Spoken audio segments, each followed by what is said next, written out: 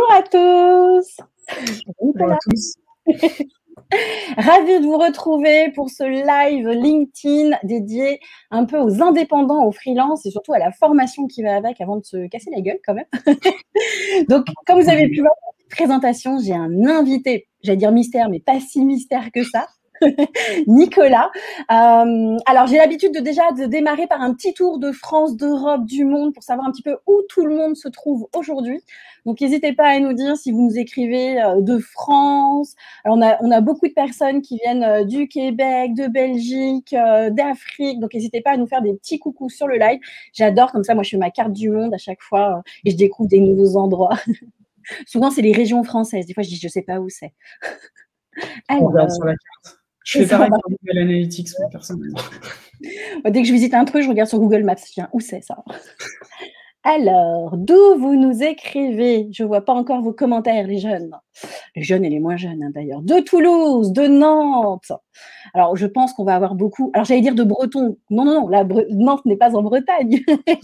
le dilemme à chaque fois. C'est sensible. Personne ne veut aborder ce sujet. C'est comme Saint-Michel. Hein. On ne sait pas trop où ça se trouve. Tout le monde se l'arrache. Alors, on a des Lillois, on a Sénégal, Burkina, Maroc, Paris, Bordeaux, Lisbonne, Bretagne. Ouais, on a des Bretons quand même. De Kinshasa, du Madagascar, de Turquie. Et ben, on nous écrit de loin. De Reims. On fait vraiment le tour. Est-ce qu'on a des Québécois avec nous dans la salle?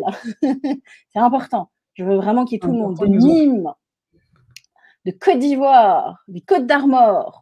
Commence pareil, mais c'est pas au même endroit. La Bretagne est très bien représentée avec Saint-Brieuc, les Côtes d'Armor.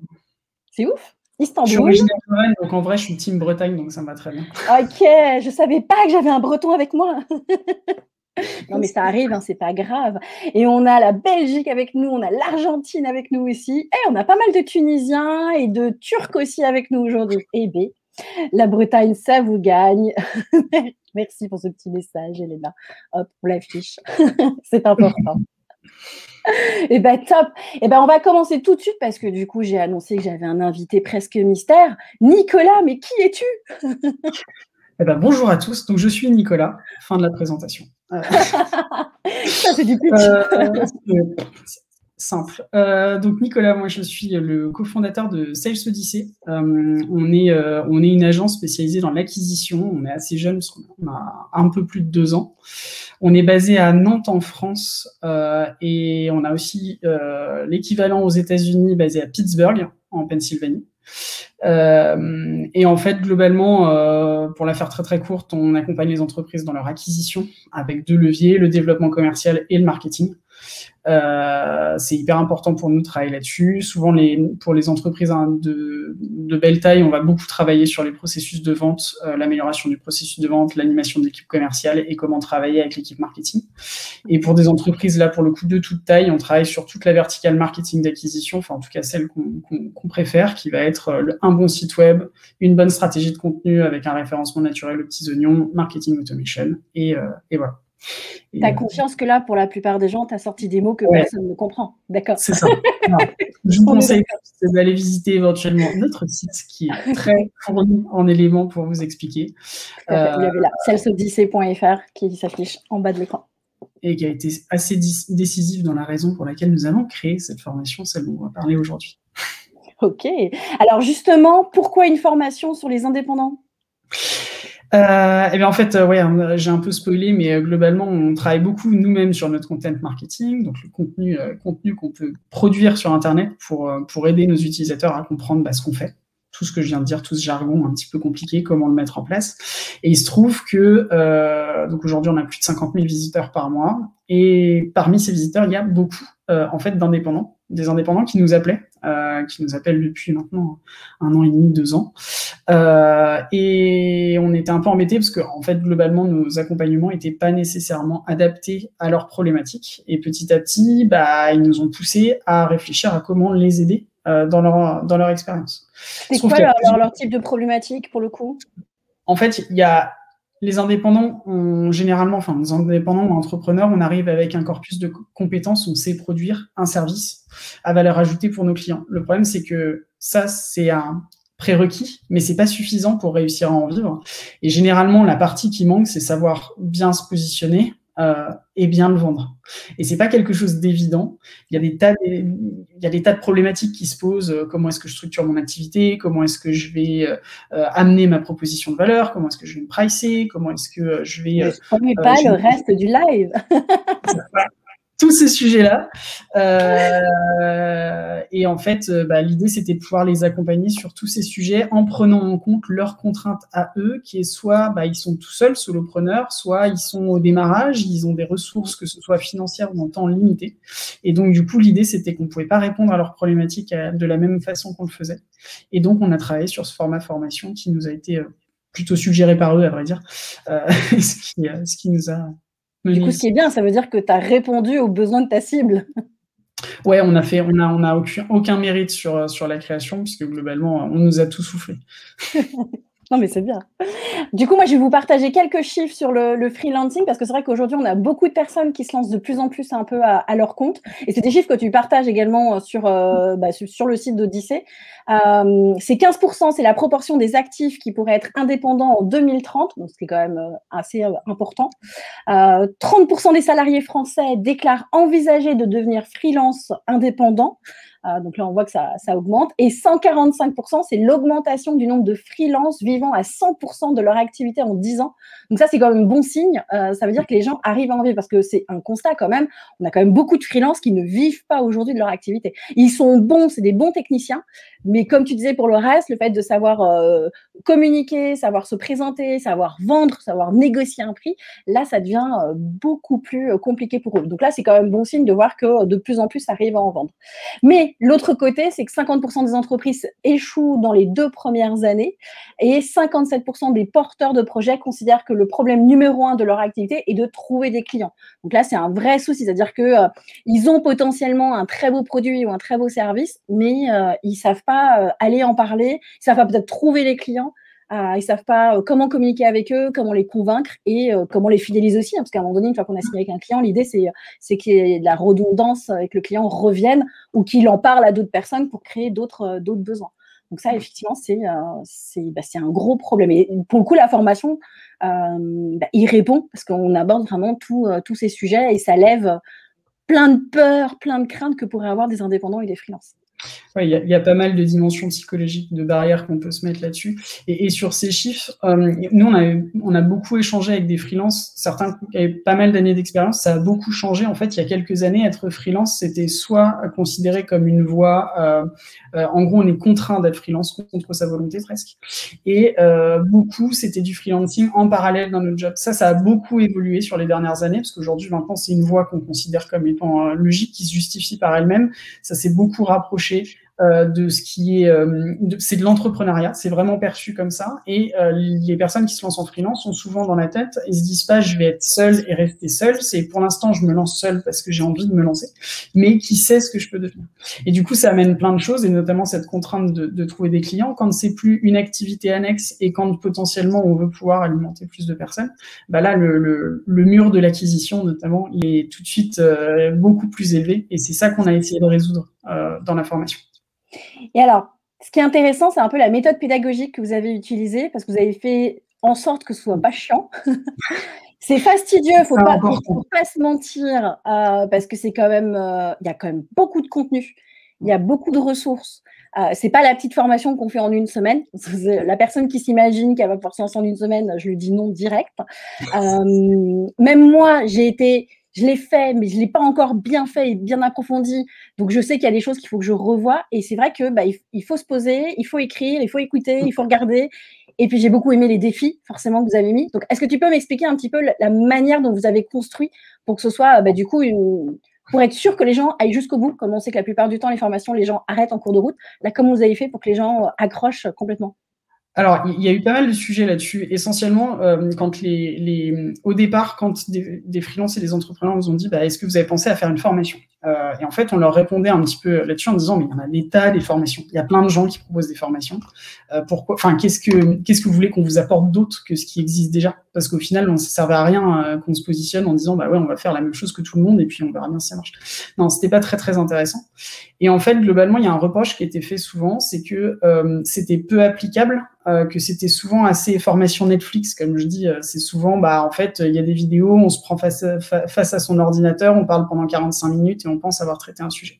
Donc nous, on voulait vraiment s'éloigner de cette problématique-là, parce que, en fait, basiquement, je crois que c'est avec Gaël, on avait eu cette réflexion-là, on a dit, on a détesté l'école pendant des années parce qu'on était 45 minutes assis devant quelqu'un qui nous débitait ses PowerPoints et on va faire la même chose en formation. Non, c'était pas possible. Donc en fait, on n'a pas fait ça tout seul, on s'est entouré d'experts en ingénierie pédagogique. Et donc l'idée, ça a été de réussir dans notre formation à la rythmer de manière à ce que ce soit pas pénible, qu'on puisse la faire par petits morceaux, et à s'adresser à tout type d'apprenants, parce que vous vous en doutez, on a tous nos moyens mnémotechniques, on a tous notre capacité à apprendre. Il y en a, c'est en écoutant, d'autres en lisant, d'autres en voyant, d'autres en faisant. Et en fait, on a essayé de traiter l'ensemble de ces dimensions pédagogiques dans la formation.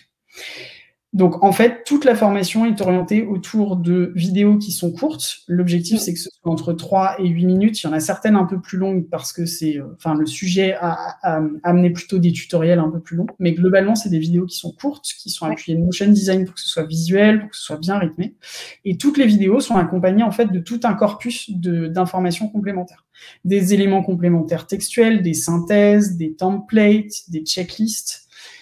Donc tous ces éléments-là pour enrichir l'expérience, pour ceux qui vont préférer travailler avec du texte tout simplement, et puis une volonté de mettre en œuvre ce qu'on vient tout de suite d'apprendre avec des défis. Globalement, vraiment, c'est pas une formation Netflix pour la simple et bonne raison que vous pouvez pas la faire sur votre canapé tranquille et puis passer 70 heures. En fait, c'est pas comme ça que ça marche, puisqu'en fait, tous les 2-3 chapitres, on va vous pousser dehors, on va vous sortir de votre zone de confort, aller voir les gens, on va vous accompagner bien sûr. Sur tous les défis, vous êtes beaucoup accompagnés, mais en fait, l'idée, c'est de vous mettre en action, de ne pas être juste dans la préparation et dans le fantasme de se lancer, mais dans la réalisation de ce projet.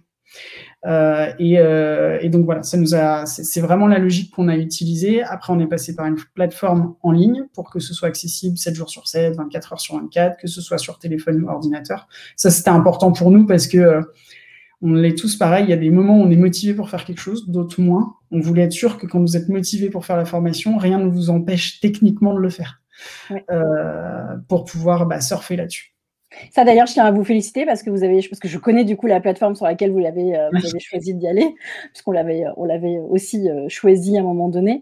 Et je sais que c'est une plateforme de super qualité, avec un énorme potentiel et qui est vraiment tout fait pour que l'apprenant passe un bon moment sur la plateforme et que ce soit vraiment facile pour lui. Et accessible effectivement sur ordinateur, sur tablette, sur smartphone. Donc ça, pour le coup, c'est franchement cool. Ouais, c'était un gros sujet pour nous. On n'a pas voulu faire, entre guillemets, d'économie de fond de tiroir sur cette formation. On a vraiment fait les choses, entre guillemets, en grand, et on avait beaucoup challengé les différentes solutions parce que c'est une très grosse formation. Tu l'as mentionné tout à l'heure sur le côté exigeant. C'est vraiment quelque chose. Enfin, voilà, c'est une formation qui est exigeante. Mais du coup, on ne voulait pas rajouter à cette exigence des problématiques du X. Donc, quand on a 90 vidéos réparties dans une centaine de chapitres sur 7 parcours, l'UX est très importante. Et du coup, on a vraiment fait attention à ça.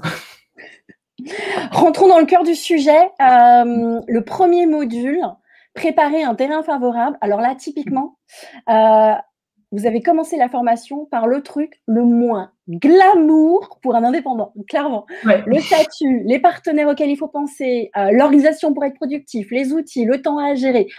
J'ai envie de dire, pourquoi communiquer sur des choses, moi, qui me paraissent évidentes quand on est entrepreneur, mais qui ne l'est peut-être pas quand on se lance. Et pourquoi démarrer par ça, du coup ? Alors, démarrer par ça, c'était important pour nous parce que l'idée, c'est qu'une fois qu'on a évacué toutes ces questions-là, il y a quand même beaucoup de dimensions psychologiques, des choses où on fantasme, des inquiétudes. Je parle par exemple des statuts. Le nombre de fantasmes qu'il y a sur les statuts est assez impressionnant. Et en fait, oui, c'était entre guillemets risqué de commencer par tout de suite quelque chose qui est pas simple et qui est pas particulièrement sexy. Mais en fait, l'idée, c'est d'évacuer ce sujet-là très rapidement, parce qu'en fait, tout ce qui se passe ici, c'est pas ça qui va vous faire réussir ou échouer. C'est des éléments importants à savoir, mais plus vite ils sont évacués, plus vite vous allez vers le succès. Et effectivement, on a dans cette brique qui est préparée un terrain favorable, il y a tout un tas de questions sur apprendre à bien se connaître pour savoir comment on fonctionne. Il y a quelques méthodes de productivité parce que c'est des questions qui sont venues très très rapidement. Je sais pas comment m'organiser, comment je fais quand je suis tout seul parce que j'ai tellement de choses à gérer en même temps. C'est des petits éléments comme ça, des éléments plus de finalement d'état d'esprit sur l'entrepreneuriat. Et puis il y a des éléments qui sont très tangibles sur en fait est-ce que je dois faire ma compta moi-même, comment je choisis mon expert comptable, je passe par quelle banque, est-ce que j'ai besoin d'autres partenaires, les statuts, est-ce que c'est grave si je prends pas le bon ou des choses comme ça. Et en fait toutes ces questions-là sont hyper importantes. Là où on a en plus un angle de vue assez particulier là-dessus, c'est que on va pas juste vous présenter des statuts ou des banques et dire bah voilà vous choisissez là-dedans. En fait il y a une dimension hyper importante dans cette brique-là. On va vous apprendre à justifier vos choix et à être capable de l'argumenter devant d'autres personnes. Alors ça, on nous a posé la question, les bêta-testeurs ils nous ont dit mais pourquoi vous avez mis pourquoi en fait je fais ce travail d'argumentation sur le choix? Parce qu'en fait, vous allez voir que quand vous vous lancez, tout le monde a un avis sur tout ce que vous faites. Tout le monde. C'est comme le CV quand on recherche un boulot, tout le monde a un avis dessus. Tout le monde, surtout ceux qui ne devraient pas en avoir parce qu'ils sont jamais passés par là. Et en fait, le problème, c'est que ça crée du doute chez vous parce que dès que vous dites, moi, j'ai choisi tel statut, on va vous dire, ouais, mais pourquoi t'as pas fait ça? Il y a un tel, il m'a dit que c'était mieux. Le problème, c'est que du coup, si vous n'êtes pas préparé à argumenter vos propres choix, ça crée du doute. Le doute, ça vous ralentit. Ce qui vous ralentit est en train de vous tuer.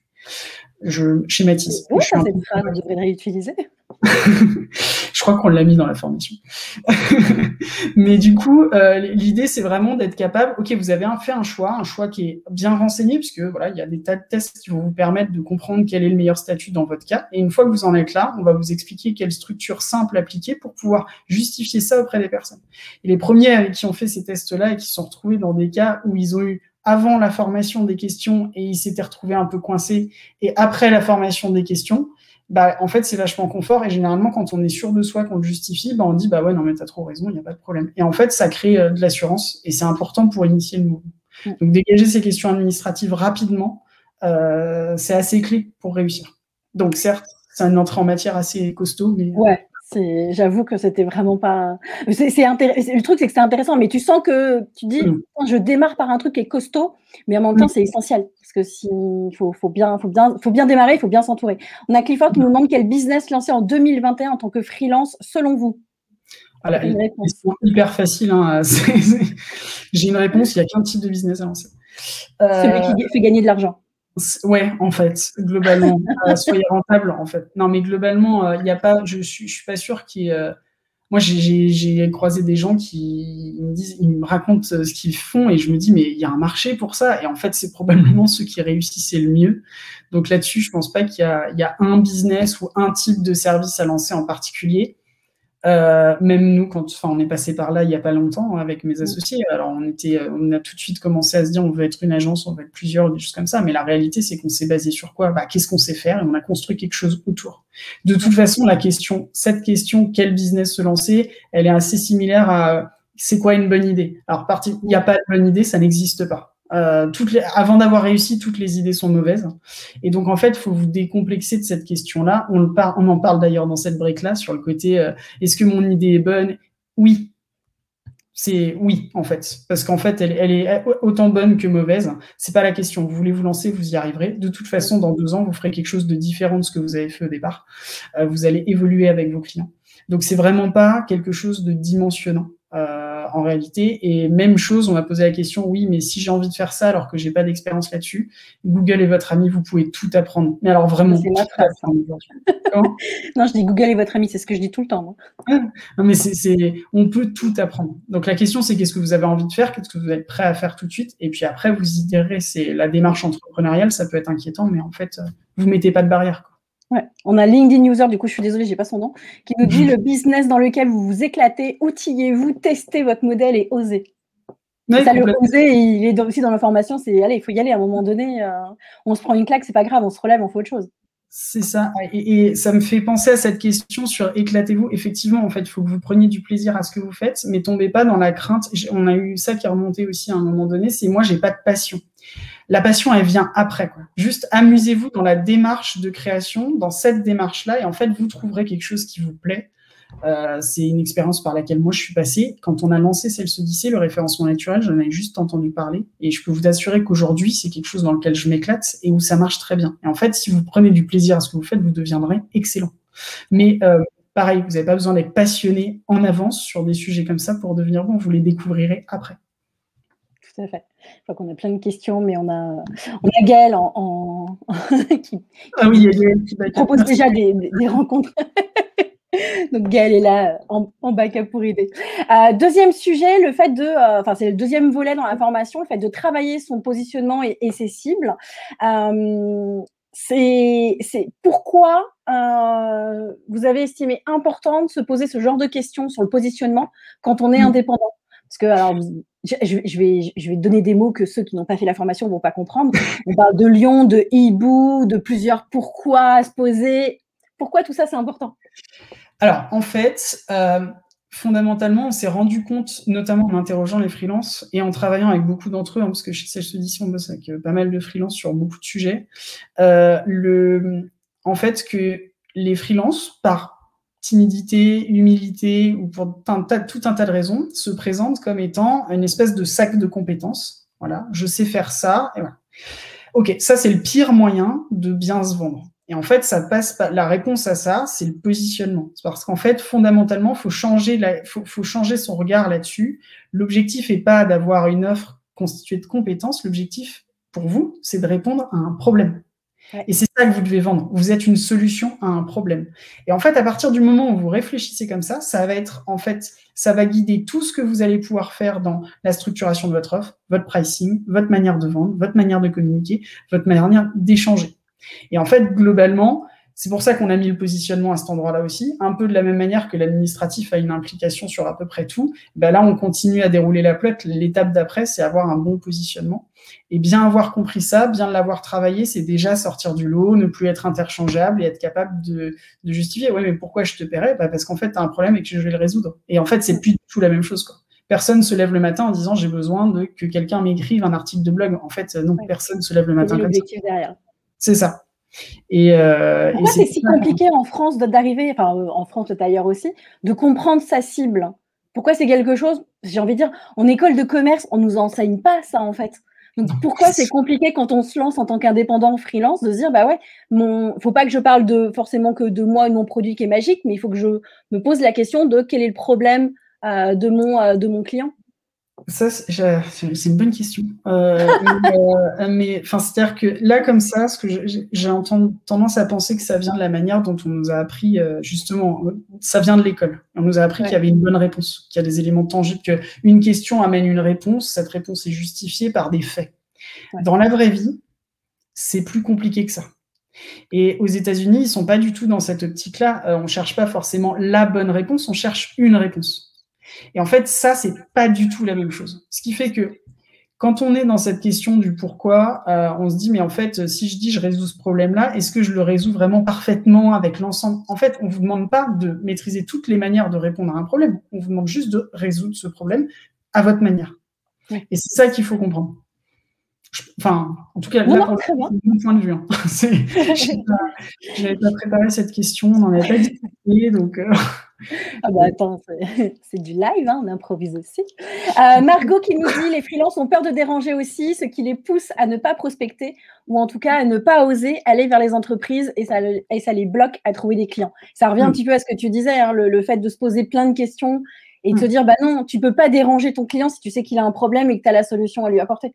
Ah bah c'est sûr qu'une fois qu'on se dit qu'on est une solution à un problème, ça nous décrispe un peu sur la prospection et effectivement on se met beaucoup de barrières, on a la peur de déranger, ça aussi je pense que c'est très culturel, ils l'ont beaucoup moins aux États-Unis, pour le coup on a la vision sur ce qui se passe aux États-Unis, c'est pour ça que je prends toujours les États-Unis en exemple, mais c'est pas les seuls qui sont comme ça. Culturellement on a ce problème-là. Et puis en plus, on n'est pas forcément habitué à de belles choses, hein, notamment depuis quelques mois, pour être gentil, la prolifération d'outils d'automatisation ne nous amène pas à avoir que des belles choses sur cette notion de prospection, ce qui fait que déjà que dans une démarche de prospection, il y a une forme de les prospects sont plutôt sur la défensive, bah, c'est encore plus vrai aujourd'hui. Mais encore une fois, c'est une question de positionnement. Si on se positionne correctement, si on cible bien, si on répond à un problème, Il y a pas de Et la problème. manière d'approcher aussi le prospect, ça je pense qu'on en parlera un peu après, mais aussi la manière d'approcher la personne, ça joue énormément. Bien sûr. Et on oublie souvent qu'on s'adresse à des humains en fait, et qu'il faut leur parler juste normalement, très souvent. C'est ça. Et moi, je cherche tout le temps des gens qui résolvent mes problèmes. C'est juste que ceux qui me contactent, généralement, c'est pas comme ça qu'ils abordent le sujet. Et ça change tout. Il y a une autre partie dans la formation qui est ultra importante, qui est même, j'ai envie de dire, essentielle. Le fait de structurer son offre et son prix. Et c'est vrai que quand je fais des coachings d'entrepreneurs, je me rends compte que c'est souvent à ça que se heurtent la plupart des entrepreneurs. C'est est-ce que mon prix est juste? Est-ce que je suis pas trop cher? Est-ce que je suis pas assez cher? Non, mais je débute, donc je suis pas légitime. Je peux pas demander un prix exorbitant. Comment je peux packager mon offre? Est-ce que je peux faire ça? J'ai déjà eu des entrepreneurs qui disaient est-ce que je peux faire ça? Je dis qu'est-ce qui te l'interdit en fait? Et en plus, tu le dis dans la formation, il faut bien passer au moins 15 jours sur ce module pour bien l'appréhender et pour faire toutes les étapes. Et j'avoue que c'est un module qui m'a passionnée sur l'idée et qui m'a forcée à me reposer des questions sur même nos offres qu'on avait en disant tiens, finalement, est-ce que ça c'est juste? Est-ce que ça on l'a bien pensé? Est-ce que tu as envie du coup, je t'invite à nous en parler. En plus, j'y tiens beaucoup à ce chapitre-là. Là-dessus, on a travaillé en plus sur des méthodes on retrouvera ça nulle part sur Internet puisqu'on les a créées nous, on les a testées avec notre propre activité et on est allé chercher très très loin pour essayer de vous donner des réponses simples à ces questions qui ne le sont pas du tout. La question de la structuration de l'offre et du pricing, c'est une question qui est extrêmement compliquée parce qu'en fait, on renvoie à des barrières des barrières mentales qu'on a tous, notamment sur la notion du prix. La première chose, c'est que il y a une croyance qui est partagée, et je pense même aux États-Unis, il y a ça, le prix, c'est censé être quelque chose d'objectif. Il n'y a rien, mais alors rien au monde n'est plus subjectif qu'un prix.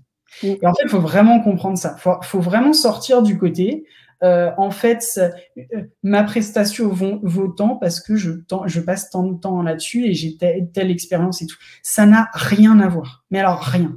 Il faut vraiment réussir à enlever ça de sa tête. Et en fait, je te coupe juste 2 secondes. Tu vois, Alexandre nous met, c'est la question la plus posée dans les groupes d'entraide entre community managers. Comment définir mon prix? Comment cadrer mes prestations? Et ça, c'est exactement ce que tu dis. Et c'est ça. Et en fait, il n'y a pas de réponse simple, et encore moins simpliste à cette question. On donne plein d'astuces là-dessus sur comment déjà comprendre que le prix n'est pas quelque chose d'objectivable parfaitement, des choses comme ça, que en fait, il n'y a pas de raisons objectives qui vont justifier que vous valez 300 € au jour ou 600 € au jour. D'ailleurs, il y a très peu de raisons qui justifient le fait de toujours se vendre au jour homme. Alors, je vous en dis pas plus parce que vous avez largement de quoi faire dans la formation, mais globalement, on interroge tous ces modèles-là, on vous explique ce qu'il y a, les biais qu'on peut avoir sur la perception du prix et du coup, comment vous allez pouvoir créer vos prix et les faire évoluer, parce qu'un prix, ça évolue. Et sur la structuration de l'offre, c'est lié à des remarques qu'on a eues, et pas que au niveau des freelances. On a des remarques souvent sur la notion de service, parce que globalement, les entrepreneurs, les freelances, c'est du service que vous vendez dans l'immense majorité des cas. Et en fait, on nous disait souvent, ouais, mais c'est difficile de vendre un service ou de vendre du conseil par rapport à un produit. Pourquoi ? La réponse, le produit, c'est tangible, on voit ce que c'est. Ok, mais c'est pas une fatalité, on va traiter ça, on va vous expliquer comment est-ce qu'on peut structurer une offre de service et la rendre aussi tangible et du coup aussi facile à vendre qu'un produit. Et en fait, c'est ça qu'on a essayé de développer, c'est comprendre comment est-ce qu'on va faire pour présenter de manière tellement claire son offre, sa promesse, ce qui la compose, pour qu'on ait quelque chose qui soit très facile à vendre, qui semble couler de source. Et après, comment est-ce qu'on va le pricer ? Et donc oui, ça devait faire partie d'un parcours en entier parce que c'est tellement important.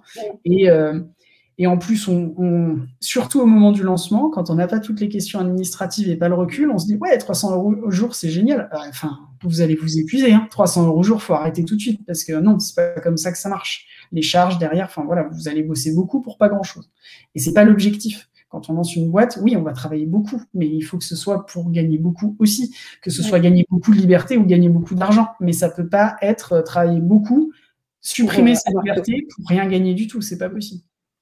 Et on a Elena justement qui nous dit, pour avoir des premiers clients, il est dit qu'il faut se brader pour acquérir de l'expérience et des témoignages. Et c'est vrai que c'est souvent quelque chose qui est transmis au début. Et ça, j'ai envie de dire, c'est quelque chose qu'il faut combattre. Complètement, non mais il ne faut jamais faire ça. Alors, ne vous faites jamais payer en visibilité. Alors là, ça, j'ai encore jamais. Et en fait, non, votre manque d'expérience, votre jeunesse, le fait de signer des choses plus facilement, jamais baissez votre prix. Si vous baissez votre prix, vous produisez moins, c'est tout. Et il n'y a pas de... on n'est pas sur Internet à vendre un produit à 2 €, qui est un produit d'impulsion qui sert à rien, et où là, une incentive en disant hey, dans 10 minutes, il y a une promo, là, pendant les 10 prochaines minutes, c'est 50%. Ok, là, ça peut marcher. C'est pas comme ça. Enfin, c'est pas comme ça que ça se passe dans l'entrepreneuriat. Et en plus, en faisant ça, vous allez prendre une habitude, une facilité, où vous allez systématiquement vous sous-valoriser pour essayer de vendre plus facilement. Vendez 2 fois moins, mais 2 fois plus cher, c'est 1000 fois mieux pour vous. Et quelqu'un qui veut tout le temps négocier au pouillem votre prestation, honnêtement, ça n'en fera pas un bon client. Non.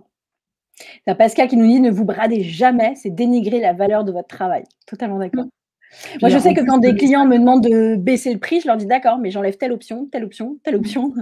Je dis qu'est-ce que vous préférez ? Il y a d'autres contraintes qui peuvent justifier de moduler ces offres. Je ne dis pas que tout doit être complètement fixe, mais c'est simplement que ça ne doit jamais être une raison pour... vous ne devez jamais vous brader pour pouvoir vendre. Ça ne marche pas. En plus, le signal que vous envoyez au client, c'est bon, globalement, c'est vrai, j'avais mis trop cher. Il se doute bien que vous n'allez pas travailler à perte. Enfin, en tout cas, il croit que vous n'allez pas travailler à perte. Alors que vous, c'est ce que vous êtes en train de faire.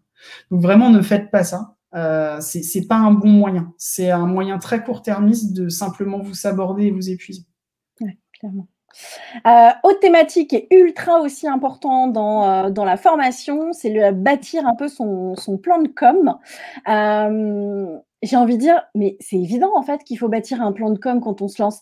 Et en fait, je me rends compte, alors je dois avoir un regard qui est biaisé parce que ça fait plus de 10 ans que je suis à mon compte. Et quand j'en ai parlé du coup avec mon chéri, qui est aussi mon associé, je lui ai dit, ouais, mais c'est évident ça, pourquoi ils l'ont mis dans la formation ? Il me dit, mais mets-toi dans la peau de quelqu'un qui démarre ou quelqu'un qui a 2 ans ou 3 ans et qui galère, qui n'arrive pas à en vivre. Et il doit se reposer toutes ces questions en lui disant, bah oui, ok, c'est bon, tu as un chouette produit, a priori, tu arrives à en parler, mais il te manque une brique sur le comment tu en fais parler, à quelle est ta cible, comment tu l'approches. Et du coup, oui, c'est la partie plan de com, même si ça paraît évident. Et c'est souvent, en plus, très souvent zappé par les indépendants. C'est un truc auquel ils ne pensent pas mettre en place. Pareil, je ne sais pas si c'est par humilité, timidité ou manque de temps, mais en fait, globalement, partez du principe, ça on le dit d'ailleurs dans la première brique, personne ne vous attend. Tout le monde s'en fout que vous existez, en fait. Donc, si vous ne le dites pas, bah, on ne vous appellera pas. Vous êtes obligé de créer du mouvement, créer de la notoriété ou des choses comme ça. En plus, ça rejoint les autres briques qu'on va avoir dans la formation, parlent tous autour de cette thématique de comment est-ce que je fais pour me vendre ou des choses comme ça. En fait, c'est lié à tout ça. Aujourd'hui, une grande partie de votre process de vente se passe sans vous et avant même qu'il ait commencé. Il se passe où ? Sur les réseaux sociaux, sur votre site internet. Tout ça, ce sont des signaux faibles qui vont vous aider à réussir. Alors, non, le mythe de je vais commencer à communiquer sur LinkedIn, ça va être incroyable, je vais tout de suite avoir plein de clients. Non, mais c'est pas parce qu'ils ne signent pas directement quand vous publiez qu'ils ne vous voient pas. Et en fait, et après, quand on vous voit, eh ben, on vous connaît déjà. Donc, c'est différent. Et parce qu'on vous voit, on a un biais de disponibilité de l'information. C'est-à-dire, ah bah oui, je vois qui c'est, donc forcément, c'est quelqu'un qui sait ce qu'il fait, qui est visible, et donc ça vous aide. Donc oui, communiquer, c'est important.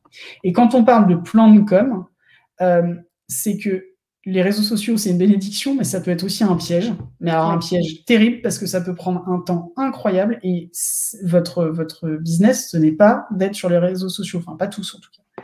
Et du coup, l'idée d'avoir un plan de com, c'est d'avoir une stratégie claire avec un calendrier éditorial simple qu'on va suivre, qui va nous permettre d'être rigoureux, d'être régulier et dimensionné par rapport à nos besoins, pour éviter de passer son temps là-dessus en sachant pas trop ce qu'on fait. Parce que si on planifie pas, le risque, c'est tous les jours de passer la moitié de la journée sur les réseaux sociaux. Ouais. Et après, c'est plus compliqué. Calendrier éditorial, pour ceux qui ne connaissent pas, est-ce que tu peux nous en parler un peu ? Oui, l'idée, c'est simplement de planifier. Nous, on va faire très simple. Quand on a commencé, on s'est simplement dit, tous les mardis, on va publier un post sur nos sujets d'expertise et on va s'y tenir pendant 3-4 mois. Et en fait, il y a aussi des moments où on se posait pour chercher des idées de posts. Bah ouais, mais en fait, généralement, quand on finit par en avoir, on en a plusieurs. Et voilà, on remplit notre calendrier éditorial comme ça. Je vais parler de quel sujet, quel jour, à quelle heure. Et en fait, comme ça, tout est prévu d'avance. et vous gagnez beaucoup de temps. Parce qu'en fait, une fois que c'est fait, vous ne posez plus toutes ces questions, ça vous prend une demi-heure, vous écrivez votre post, vous le publiez et c'est fini pour la semaine prochaine. En fait, ça, ce côté rigoureux, ce côté plan évite de tomber dans des pièges où on ne sait plus où on en est. Hein. Une semaine, on fait 2 posts, après, on n'en fait pas pendant un mois ou des choses comme ça. Moi, je trouve que c'est aussi très rassurant. Parce que du coup, on est cadré aussi par une organisation. Et du coup, on n'est pas perdu de qu'est-ce qu'on doit faire, je suis surbooké. Non, tu as ton plan, tu sais quel jour tu dois publier et le reste du temps, tu es sur autre chose. C'est ça. Et alors, au début, on a plein de temps à perdre. Enfin, entre guillemets, au début, on a du temps. Très rapidement, on n'en a plus. Et en fait, le risque, c'est que si on n'a pas travaillé ce plan à l'avance ou des choses comme ça, si on ne s'accorde pas suffisamment de temps pour le planifier, ça va passer à la trappe. Sauf que un jour, vous allez voir, vous avez laissé tomber pendant 3-4 mois, et là, après, il y a le trou. D'un coup, vous avez moins de leads, vous signez moins, on vous voit moins. Et en fait, une fois que vous agissez, c'est trop tard. Il faut remettre 4 mois d'effort pour que ça revienne. Donc, la régularité est essentielle. Ouais. Et ça, la régularité, c'est vrai de la com, c'est vrai de la prospection, c'est vrai du contenu, c'est vrai de tout. Il faut être régulier parce que sinon, vous allez vous allez faire le yo-yo, quoi. Et du coup, on peut peut-être avoir des collabs pour la com. On a Elena qui nous dit que justement, elle va être freelance au mois de juillet. Voilà. Et puis pour les plans de com, il faut l'appeler. Mais du coup, c'est aussi quelque chose qu'on peut envisager quand on se lance en indépendance, se dire, tiens, je vais me faire épauler par peut-être un autre freelance ou une entreprise qui s'y connaît et qui va pouvoir m'accompagner. Oui, complètement. Et puis en plus, là, c'est une autre des thématiques qui était beaucoup remontée avec les freelances avec qui on a parlé, c'était le côté se sentir seul au départ.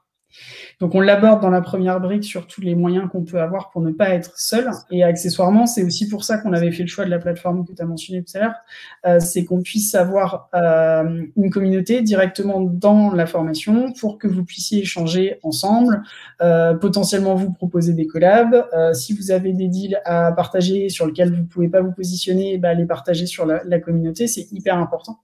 Et oui, donc on a essayé de l'intégrer dans la formation comme ça, parce que oui, en fait, c'est aussi beaucoup comme ça que ça marchera au fur et à mesure. Ouais. Bon, moi, c'est comme ça que j'ai démarré. Hein. On a démarré à 2, mais très rapidement, on a commencé à travailler en collab avec d'autres freelances et on n'était pas en concurrence. Moi, je pars toujours du principe qu'il y a de la place pour tout le monde. On n'est pas en concurrence, au contraire, on est là pour s'entraider et faire grossir le business de chacun et être plus fort face à d'autres entreprises qui, elles, sont peut-être plus grosses et ont d'autres moyens. Donc, j'avoue, moi, j'opte pour les collabs.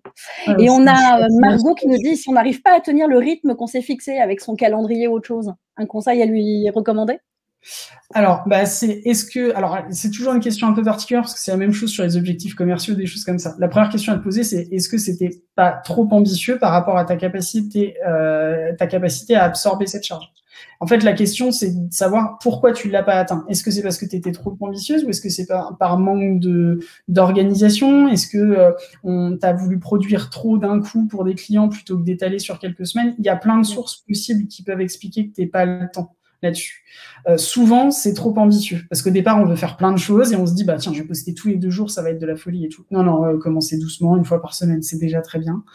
Notamment parce qu'au début, c'est plus difficile. Donc, faites attention à placer le curseur pas trop haut. L'important, et il n'y a pas de rythme à partir duquel c'est vraiment inefficace. Alors, évidemment, si vous publiez 1 fois par an, c'est un peu léger. Mais dans l'idée, voilà, soyez régulier et après, vous augmentez, vous diminuez aussi en fonction de votre charge. Évidemment, vous n'allez pas... Mais quand il y a un problème d'objectifs pas atteints, des choses comme ça, la vraie question à se poser d'abord, c'est pourquoi je les ai pas atteints? Est-ce que j'étais trop ambitieux? Est-ce que je me suis mal organisée? Est-ce que des choses comme ça? Parce que c'est ça qu'il faut traiter plus que le plan de com en tant que tel. Oui, mais il y a aussi le côté, est-ce que je fais les choses au bon moment? Mais même au bon moment par rapport à soi. C'est-à-dire qu'il y a des personnes qui sont plus productives le matin, d'autres l'après-midi, d'autres le soir. Moi, je vois chez moi, Philippe, il est plutôt du matin, moi, je suis plutôt du soir. Donc, c'est bien, à nous deux, on fait les 3-8. Mais c'est pratique. On se croise du coup de temps en temps. Mais voilà, il faut aussi que par rapport à son rythme et à sa vie perso, quels sont les moments qu'on peut vraiment allouer et de là, on peut construire effectivement un chouette plan. On a parlé du plan de com, mais il y a un sujet qui est quand même ultra important. Quid de la stratégie digitale? Oui, alors en plus, c'est un mot un peu tarte à la crème. On est désolé pour ça, mais il y a tellement de sujets différents dans cette brique qu'on l'a résumé comme ça. On parle de stratégie digitale parce que globalement, ça se passe globalement en ligne aujourd'hui. Et il y a 2 dimensions qu'on va beaucoup aborder dans cette brique. C'est la partie content marketing. Ouais. Et la partie prospection. Donc, la partie content marketing, c'est le contenu que vous allez produire pour démontrer votre expertise. Il y a plein de sujets là-dessus. En plus, c'est un sujet pareil sur lequel on est pour le coup assez costaud, puisque c'est comme on peut le voir sur notre site. Je vous invite vraiment à aller voir le blog. Je pense que c'est plus que assez costaud quand même. Tu me parlais du nombre de visites que tu avais sur ton site. Vas-y, balance le chiffre parce qu'il est trop beau. Ouais, alors aujourd'hui, notre blog, c'est un peu plus de 55 000 visiteurs uniques par mois. Le blog, il y a un an, c'était 200. Donc en un an, on a fait. Et donc, c'est à partir de 42 articles. Enfin, là, aujourd'hui, on a 42 articles de blog qui génèrent tout ce trafic. Et c'est 100% de notre activité. C'est 100% de notre croissance qui vient de là. Donc, dans cette brique-là, on va aborder tout ça.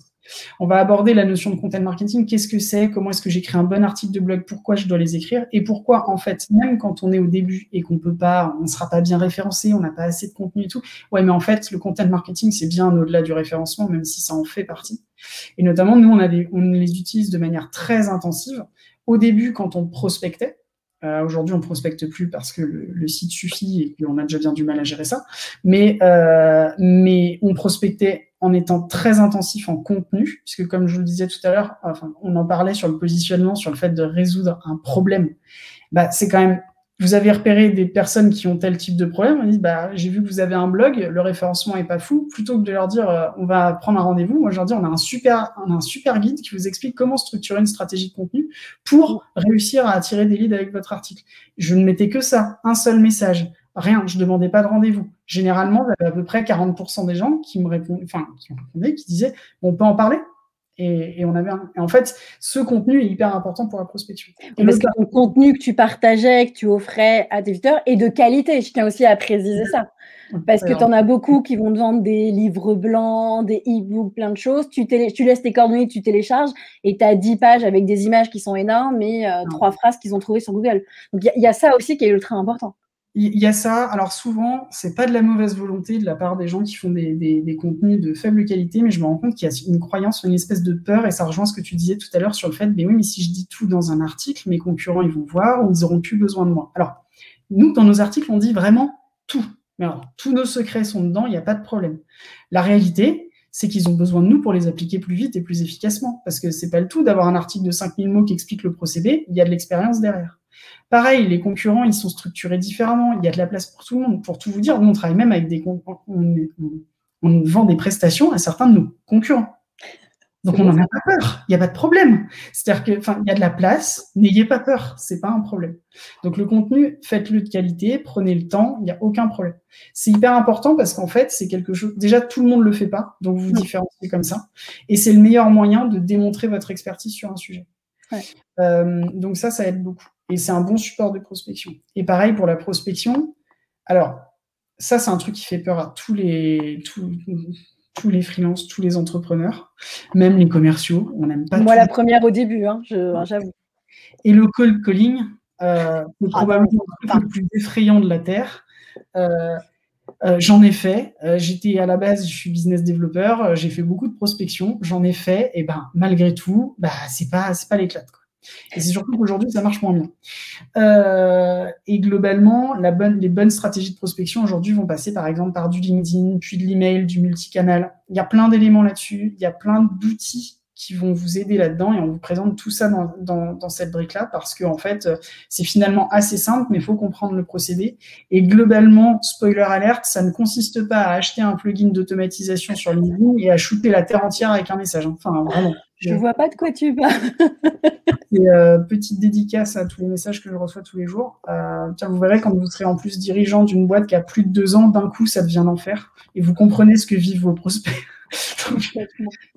Donc, on essaye de vous transmettre tout ça. Et si la prospection, c'est quelque chose, notamment pour les freelances, donc ceux qui vont rester tout seuls, vous allez vite pouvoir vous en passer, entre guillemets, parce qu'une fois que vous avez lancé la machine, que vous avez votre com et vos clients, vous en avez moins besoin. Mais si vous voulez, au départ, vous devez y passer obligatoirement. Et vous allez apprendre tellement de choses sur votre offre.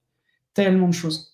C'est vraiment hyper dimensionnant au départ. Donc, même si vous avez un super réseau, moi, je vous encourage à ne pas l'appeler tout de suite et à d'abord prospecter, aller dans le dur, apprendre de ces prospects-là. Et après, vous exploserez avec votre réseau, il n'y a pas de problème. Mais faites pas l'impasse, c'est important. C'est important. J'ai vu qu'il y avait des petites nouveautés, des nouveaux modules qui allaient arriver, la cour en juin. C'est lesquels? Alors oui, on a 2 modules qui sont encore en finition de tournage. On a un qui était... Voilà, il faut qu'on les termine sur le montage parce qu'il y a beaucoup de vidéos, donc ils arriveront tous les 2 courant juin. Il y en a un qui est terminé, mais voilà, on va les mettre tous les 2 dessus. C'est un module sur le site internet, parce que ça, c'est un gros sujet aussi.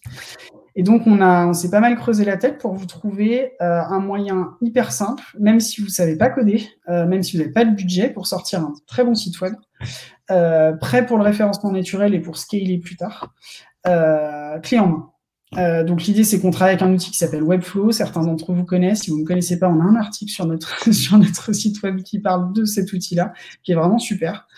On a créé des templates exprès pour vous. On vous explique comment les adapter à votre activité, pourquoi on les a structurés comme ça, qu'est-ce qui fait un bon site pour que vous ayez vraiment les bases. Vous avez juste à payer l'hébergement, comme sur n'importe quel site, et vous avez un site web. Okay. Et toi, Webflow, c'est quelque chose que tu recommandes? Ah ouais, non, c'est de la bombe, c'est génial. Enfin, okay, parce que je viens de dire non à mes gros hackers en interne en disant on passe pas sur Webflow. Donc, et Webflow, c'est vraiment. Si vous m'écoutez, on va en rediscuter. C'est vraiment très très bien. On croit souvent que WordPress est plus simple. Si vous voulez faire ce que vous voulez avec WordPress, c'est beaucoup plus compliqué. Vous avez besoin de développement spécifique, les thèmes. La mise à jour des plugins sur WordPress. Moi, j'ai pété un câble. Et puis, vous avez besoin d'énormément de plugins pour faire un site qui est... Alors, j'en parle en long, en large, en travers sur la technique, sur la performance, sur les bases nécessaires au référencement. Ça demande beaucoup d'efforts de faire un bon WordPress. C'est possible quand on a les compétences. Mais du coup, c'est l'illusion de la facilité et surtout l'illusion de la gratuité. Donc, non, moi, je vous conseille pas forcément WordPress. Webflow fait un peu peur parce que l'interface initiale, c'est grosso modo, vous avez jamais utilisé Photoshop, on vous met Photoshop sous le nez et là, c'est le drame. Ça peut ressembler à ça, mais Webflow est probablement l'outil le mieux documenté en ligne parce qu'ils ont une académie qui est incroyable. On a des formateurs. Alors, on est en train de monter en plus, on monte un partenariat avec l'un des formateurs sur un français sur le sujet qui vous permettra d'approfondir le sujet si vous voulez. Et là, vraiment, on a fait les choses basiques. Tout est préétabli pour que vous ayez un site qui est performant. Et oui, Webflow, c'est un très très bon outil. Par contre, la très très mauvaise idée, et je suis désolée s'il y a des gens qui travaillent chez Wix, qui aiment Wix ou des choses comme ça, si un jour vous voulez que votre site soit quelque part sur Internet, ne prenez pas Wix. Voilà. Notre site est sur Wix. Tous nos sites sont sur Wix. Je suis désolée. Non, mais c'est pas grave. Je vais y aller m'enterrer. Je vais prendre un trou, je vais creuser, je vais y aller. Ils font des efforts, mais vraiment, non. Notamment, c'est pour les enjeux de référencement naturel. C'était un problème qui était très connu. Ils disent le traiter. Pour l'instant, c'est très, très, très, très loin d'être traité. Donc, non, je le déconseille fortement, même si c'est sympa à utiliser. Dans l'idée, Webflow, c'est un Wix amélioré, et notamment la qualité du code est très, très intéressante, à tel point qu'on peut exporter son code et l'utiliser ailleurs. Et vraiment, c'est vraiment très, très bien comme outil. Il y en a d'autres. Nous, on parle de celui-là, mais c'est pareil. On va pas vous faire un choix de 17 outils avec 1000 templates. C'est pas l'idée. On a pris... Je me fais chambrer, du coup. Ça. Il y a Jérémy. Salut Jérémy, que je connais bien. Donc voilà, vraiment faites attention à ça. Et en fait, on avait hésité à mettre un chapitre là-dessus, mais globalement, oui, vous avez besoin d'un site internet. Il n'y a pas de débat, il n'y a pas d'argument, il n'y a pas de machin, il y arrive très bien sans, des choses comme ça. Vous avez besoin d'un site internet. Notre objectif, c'est pas de vous lancer un défi, réussissez sans, c'est plutôt de vous donner un maximum de chances d'y arriver. Vous voulez y arriver, il vous faut un site internet. La réponse est, pourquoi est-ce que je dis ça? Quand on vous parle de quelqu'un ou d'une boîte que vous ne connaissez pas, quelle est la première chose que vous faites? Vous le tapez dans Google. Si vous ne le trouvez pas, next. C'est tout. Donc, partant de là, c'est un enjeu de crédibilité. Vous avez besoin d'un site internet. Par contre, vous n'avez pas forcément de compétences en code, pas forcément de budget. Webflow, et avec notre formation, ça le fera très bien. Pour la faire très simple. Je vais envoyer un message à toute mon équipe de communication, genre, les gars, on passe une journée sur Webflow. Non, mais il y a un vrai sujet. On le présente dans un article de blog. Évidemment, l'article rend pas forcément particulièrement honneur à l'outil qui est extrêmement vaste. Mais notamment, si en plus vous êtes à l'aise avec l'anglais, vous n'avez même pas besoin de formation payante, parce que l'Académie Webflow est hyper complète. Vous pouvez vraiment tout y faire. Il faut prendre un petit peu le temps, mais en fait... ouais, non, pour nous, c'est un no-brainer. Et aujourd'hui, on vend des sites web, on les fait tous sous Webflow et on sort des performances qui sont extrêmement intéressantes. Donc voilà, n'hésitez pas là-dessus. Et la dernière brique, c'est la vente. Qui est probablement la plus importante, où on manque énormément de méthodes. Alors, il y a plein de techniques qui existent. La réalité, c'est que souvent, c'est qu'une toute petite partie du process de vente. Donc là, dans cette dernière brique qui sort aussi courant du mois de juin, on vous introduit une méthode qui s'appelle le Q2C Selling. Vous pouvez taper, ça n'existe pas encore puisqu'on est en train de la créer avec l'agence 1 minute 30. Mais l'idée, c'est d'aider tout type d'entreprise à structurer son processus de vente de manière à maximiser ses chances de signature. Et un processus de vente, c'est quelque chose de très large. C'est comment est-ce que je fais pour contrôler ce qui se passe pas en face de moi? Quelles sont les différentes étapes par lesquelles je dois passer? Comment est-ce que je fais une bonne proposition commerciale? Comment est-ce que je fais pour traiter les objections? Comment est-ce que je fais pour faire de la réassurance? Tous ces éléments-là, on vous les fournit de manière simplifiée. Enfin, simplifiée, c'est pas le terme. En tout cas, de manière très synthétique et accessible à des gens qui vont vulgariser pour que tout le monde comprenne. Voilà. C'est ça. Il y a beaucoup moins de jargon que ce que j'en ai fait ici. L'idée, c'est extrêmement pragmatique. C'est comment est-ce que vous allez réussir à structurer votre expérience de vente de manière à ce qu'à la fin, ça signe. Et c'est aussi pragmatique que ça. Et comment vous n'allez pas tomber dans les trappes qu'on mentionnait, dans les pièges, je me mets à parler anglais, c'est moche, dans les pièges qu'on vous a tendus tout à l'heure en disant est-ce que je fais une promo, comment est-ce que je fais pour négocier ou des choses comme ça. Et globalement, c'est vraiment tout le déroulé pour structurer son expérience de vente. Et je parle bien d'expérience puisque le processus de vente en tant que tel doit véhiculer de la valeur si vous voulez signer et signer à des bons tarifs. Et ça, on l'oublie. C'est pas juste je pousse un devis sur PowerPoint. Ça se passe pas tout à fait comme ça. Top. Je suis un peu passionnée dans mon truc, je me lance un peu dans des grands. Navré. Bon, par contre, on a déjà Sionara qui veut signer déjà. Du coup, c'est l'information. Alors, pour la modalité là-dessus, je pense qu'en plus, on l'aborde. On fonctionne par candidature. Vous ne pouvez pas payer directement la formation. Pourquoi on a fait ça? Parce que c'est une formation qui est très bien, mais elle n'est pas faite pour tout le monde. Elle n'est pas faite pour les personnes qui souhaitent, par exemple, qui se disent « je me lancerai un jour dans quelques années », parce que vu qu'on l'a orientée de manière à être hyper opérationnelle, elle est faite pour les gens qui vont se lancer ou qui se sont lancés et qui veulent structurer leur activité. Mais si c'est un projet, c'est pas une formation qui va vous aider à fantasmer ce projet. Donc, ça va être créer de la frustration. Pareil, ça vous aide pas à créer un site e-commerce ou ça vous aide pas à lancer la prochaine licorne de la Startup Nation. Donc, on vérifie ce genre de choses pour voir si, en fait, c'est vraiment la bonne formation pour vous. Et donc, il y a un formulaire de candidature. On répond sous 48 heures ouvrées. Désolé, on répond pas le week-end. Enfin, en tout cas, tous les week-ends. Donc, voilà, il faut juste candidater. Et puis, en fait, on vous envoie après un mail pour que vous puissiez choisir l'accompagnement. Et voilà. Top. Moi, du coup, je vais parler un peu de mon avis. Hey. Ça, c'est la douloureuse. Tu n'as pas dit avant. Ben oui. Parce que du coup, j'ai fait la formation. Alors, même si j'ai pas été... j'ai pas forcément respecté quand tu disais il faut rester 15 jours pour bien faire tel parcours. De temps en temps, je l'ai fait un peu plus rapidement, mais ce qui n'empêche qu'il y a des parties, je sais que je dois y retourner. Donc déjà, bravo pour le choix de la plateforme. Je le redis parce que c'est ultra important, le fait d'avoir choisi RiseUp en partenaire là-dessus, parce que c'est une plateforme ultra quali qui est ultra agréable pour l'utilisateur. Et ça, c'est pour moi juste essentiel. Bravo également. T'as vu, je commence par les compliments. J'attends la suite, parce que j'ai vu que tu as bien attaqué quand même. Bravo pour les tonnes de conseils, d'astuces.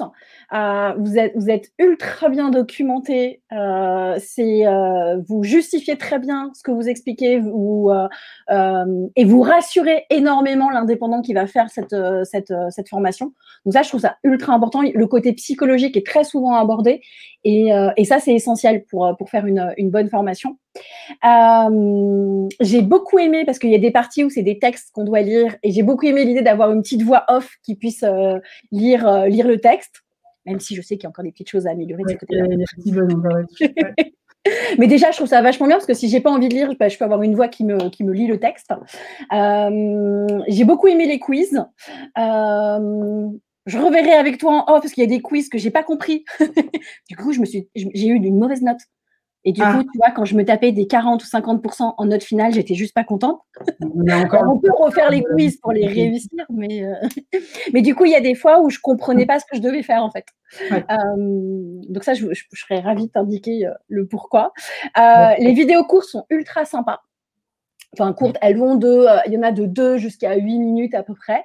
Elles sont dynamiques et du coup, je me suis posé une question parce que juste après les vidéos, tu as un résumé qui suit, qui est ultra pratique.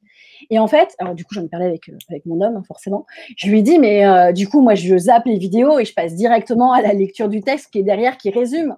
Il me dit, bah non, parce que le texte, il te résume le truc, mais il y a des éléments qui sont importants, qui sont dits dans la vidéo et qui sont pas dits dans le texte. Et puis, il me dit, bah après, ce qui peut être intéressant, c'est d'écouter la vidéo, potentiellement de prendre des notes et de compléter les notes de ce qu'on aurait potentiellement oublié avec le résumé. Donc, et après, c'est aussi le côté, bah, je m'intéresse à une personne, il y a peut-être des personnes qui sont meilleures en écoutant, d'autres en lisant, et donc du coup, ça répond aux besoins de différents publics. Donc là-dessus, c'est moi, mon côté feignante qui cherche des raccourcis, c'est pas bien du tout. C'est le dernier point que tu as abordé, le côté, il y en a qui préfèrent la vidéo, il y en a qui préfèrent le texte, donc les deux. Mais effectivement, les vidéos, il y a souvent des petits détails en plus de la synthèse, donc voilà, c'est complémentaire. C'est clairement complémentaire. Petit bémol, je trouve que le son n'est pas assez fort sur les vidéos. Parce que même quand je mettais au max sur mon ordi, je vous entendais bien, mais c'était pas non plus la folie furieuse. Tandis qu'il y a d'autres vidéos, quand on les lance, par contre là, le son est beaucoup plus fort. Donc peut-être un réajustage. Je sais que c'est ultra chiant à faire. J'ai beaucoup aimé les défis à faire qui nous poussent à agir, donc ça je trouve ça top et pour le coup, pour une personne qui sort du salariat et qui a envie d'entreprendre, qui a envie de se lancer, c'est clairement une formation à suivre parce que je la trouve ultra complète. Elle est longue, donc c'est vrai que ça peut être fastidieux. Et c'est pour ça quand tu disais vous devez candidater pour faire la formation, parce que si c'est juste un projet, vous allez un peu vous épuiser à faire la formation. Et effectivement, je la recommande aux personnes qui se lancent et commencent déjà à se poser des questions ou se sont lancés et se rendent compte qu'ils n'arrivent pas à vendre, qu'ils n'arrivent pas à communiquer et à générer des leads.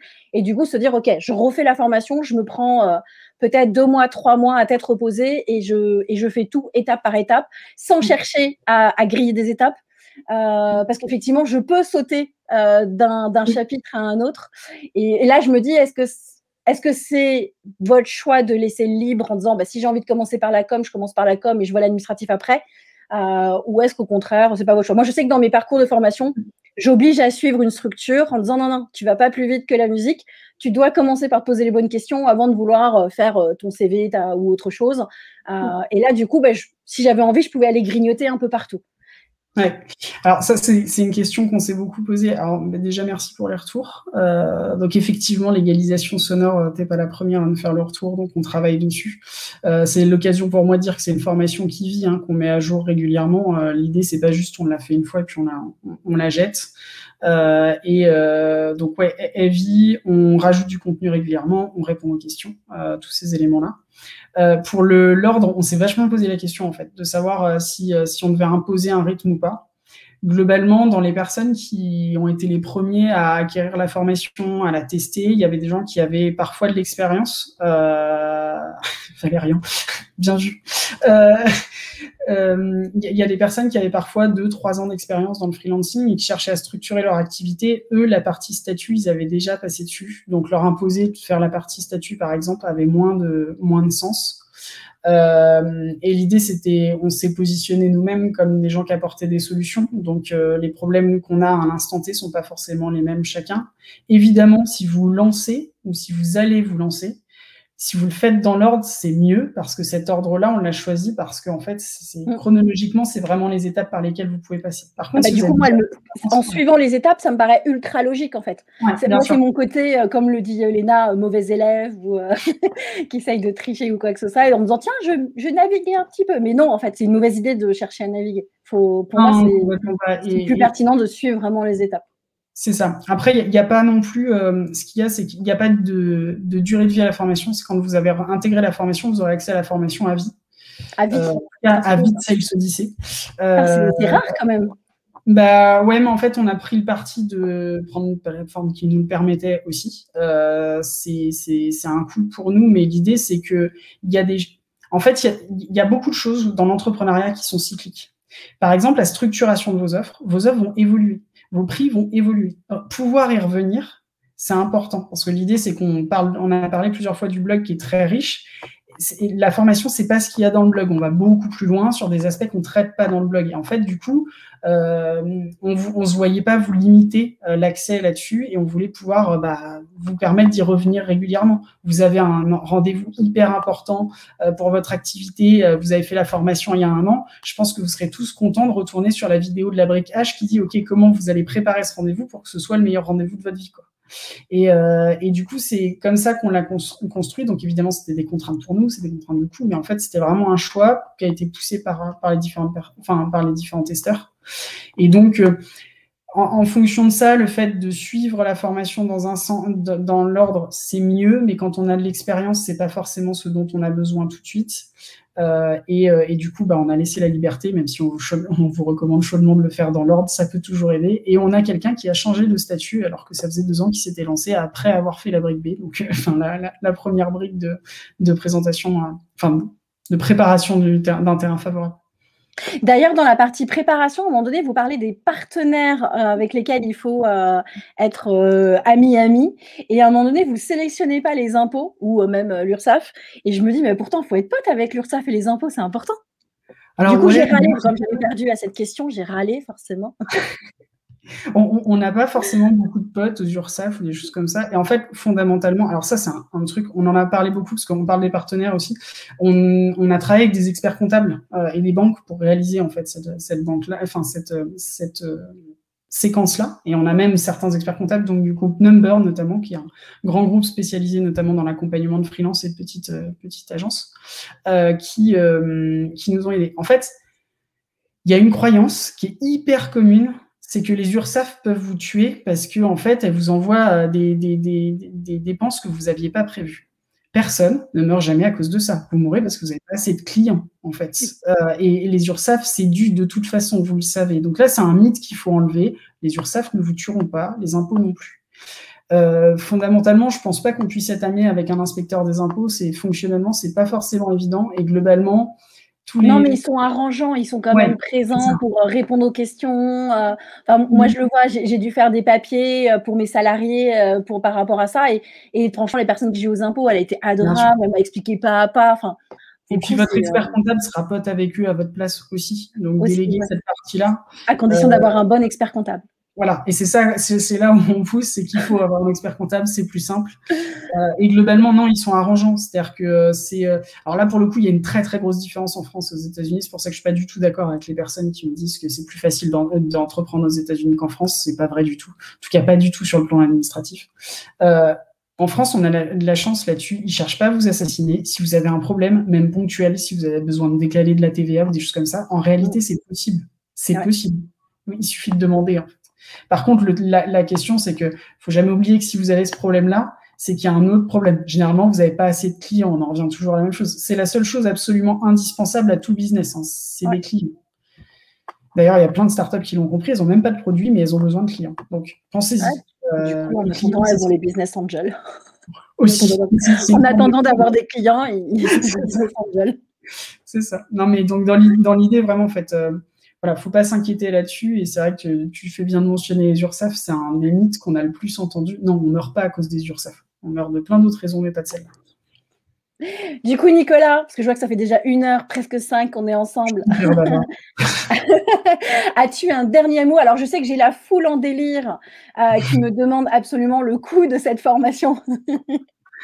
Alors, le coût de cette formation, pour répondre à vos questions techniques, donc c'est indiqué aussi sur la page. En fait, il y a 2 accompagnements. On a une formation complètement en ligne en autonomie. Alors, en autonomie, on répond quand même aux questions, on est actif sur le chat, et une formation avec le coaching.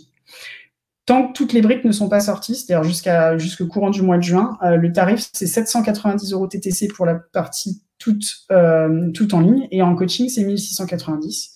Et je vous annonce déjà qu'à partir de juillet, du coup, les tarifs seront 990 € pour la partie en autonomie et 1990 € pour la partie coaching. Donc voilà, comme ça, cette question est traitée. Là-dessus, on travaille, c'est pas encore possible, mais on travaille à rendre possible le paiement en plusieurs fois. C'est une technique, donc c'est quelque chose qu'on est en train de mettre en place. Après, sur un dernier mot, j'ai tellement parlé que je ne sais plus quoi dire. Non, mais on espère que la formation va aider beaucoup de monde. On a beaucoup travaillé dessus. Parce que vraiment, vous étiez nombreux je dis vous, les entrepreneurs et les freelances sur le blog, et c'était un peu, ça a été notamment très douloureux pour Gaël et moi ces derniers mois, parce qu'on n'avait plus le temps de passer 1 heure et demie au téléphone pour vous aider quand même. On a mis vraiment beaucoup d'énergie là-dessus. On a vraiment mis tous les secrets qu'on pouvait avoir. On est très ouvert au retour. Si vous avez des questions, des choses qui ne sont pas prêtes, cette formation va vivre vraiment. En fait, il y a déjà eu plusieurs mises à jour depuis le lancement, en fait, qui a eu lieu début du mois. On a rajouté une vidéo, on a modifié des choses comme ça parce que là-dessus, on est bien sûr prêt à l'enrichir. Et on est super impatient de voir ce que ça va vous donner, d'avoir plus de retours dessus. On sait que c'est exigeant. J'ai vu passer une question sur combien de temps. Je crois que Yael avait répondu globalement, il faut compter 2 mois pour la faire. Ouais. En tout, il y a 70 heures de contenu. Donc, alors pas de vidéo, mais en gros, on estime à 70 heures le temps nécessaire pour réaliser l'ensemble des activités. Ça peut mettre plus ou moins de temps suivant le temps que vous vouliez y accorder. Et vraiment, voilà, vous n'êtes pas seul dans cette formation. On a du monde pour y répondre et on sera super content de vous avoir avec nous. Eh ben, top. Je vois qu'il y a Gaëlle qui répond sur le chat directement aux questions. Elle est à fond derrière. Puis là, il y a la question qui fâche, les CPF et Calliope. Donc oui, on travaille dessus. La formation est déjà conçue pour être compatible avec Calliope, mais c'est très, très, très long.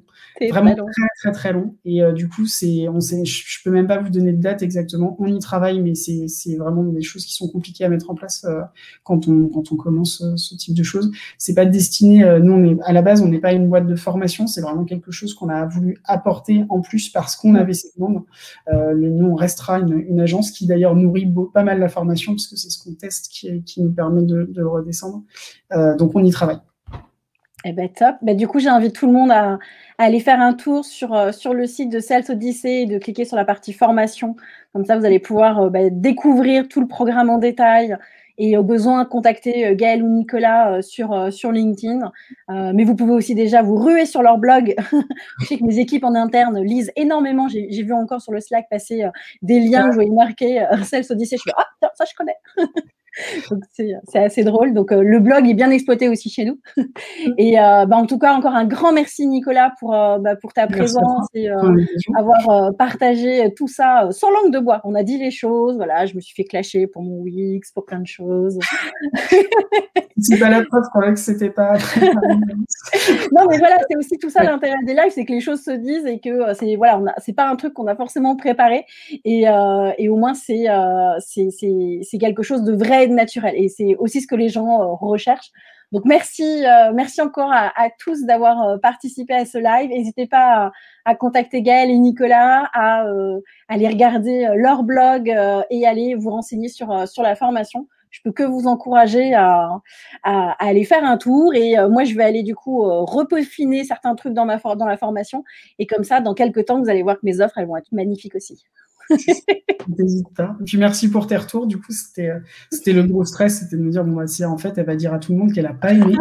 Je te l'aurais dit avant quand même. Je vais faire un petit mot genre on a un problème avec la formation, ça va pas du tout. On va peut-être décaler un petit peu c'est ça. On va décaler le live. C'est très cool là-dessus. Puis même des retours sur le son. Vu que maintenant tu es la deuxième à nous l'avoir dit, on va pouvoir initier. Et je sais que c'est quelque chose qui est chiant à mettre en place, d'arriver à caler le son identique pour toutes les formations. Je dis ça, mais sur mes formations, on a le même problème. Hein, donc. Puis on a eu pas mal de jours de tournage, je ne vous cache pas, donc les réglages ont pas mal bougé entre-temps. Pour ceux qui ont envie de voir ou revoir ce replay, il est disponible sur ma page, sur mon profil. Et puis, je pense que Nicolas va pouvoir aussi l'exploiter. Je ne sais pas où il va le mettre, donc à suivre sur leur site ou ailleurs. Et rendez-vous, oui, j'ai oublié de le dire, rendez-vous pour ma part samedi prochain, le samedi qui vient, à 11h30. Je vais faire un live, et je ne sais plus sur quel sujet, sur la partie rebondir. Ça y est, on sort tous de la tête, un peu de la tête sous l'eau, on commence à nouveau à revivre, à sortir. Et comment rebondir dans sa vie et comment rebondir dans sa carrière professionnelle, ça va être le sujet du live que je vais faire avec Philippe samedi à 11h30. Ouais, nous, on n'a pas de vie. On fait même des lives le samedi. Merci à tous. Merci Nicolas et très bonne journée. Ciao, ciao. Merci.